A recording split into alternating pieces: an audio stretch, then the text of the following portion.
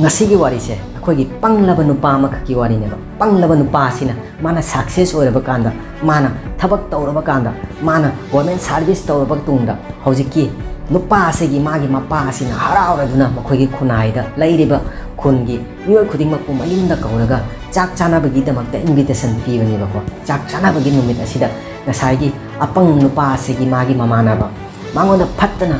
thina thina ngangna khiba mayam masu yaurai aduga mangonda phana ngangna khiba mamana ba kya amasu lakhi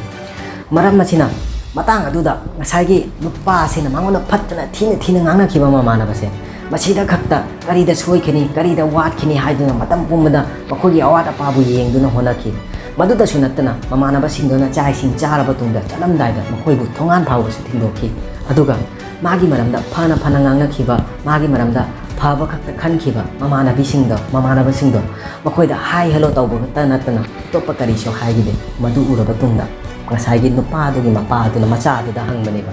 isa de yengo nangi namana ba lagni ba miyama chida nangonda phana phana ngangna khiba namana bi singsi di nang kari su seba amata tawbi khide adugo nangonda phattana thina thina ngang khiba namana ba singsi da nang makhoi gi awat apa yengladuna maduda sunatana makhoi bu thongan phabo thindokhi masi kari gino masi harak pasida ngasai gi nupa duna harak panba yengu pabu ai gi phattaba imana ba singsi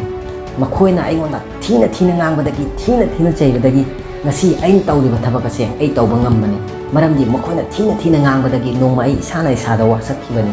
ai apang nate ai punsida mayama tawba ngangani masi khanna ai gi punsida honakhibani karigumba moina thina ngangamdaba thina chairamdaba ai ngasi aina tawriba thabak aina phangliba position ase aidamaida phangba ngamlamma ai gi manaba afaba sedi dum inakta laidorele moidi phana dum ngangani karigumba moina phana ngangiba singse gi matungina chalamba tholadi kanana khangi ai ngasi success oiramdabasu masi haira batungda papa adu nung sira dina macha adu konsin na masi gi pikla wari sida tamjana haiba bu ekhoi gi punsida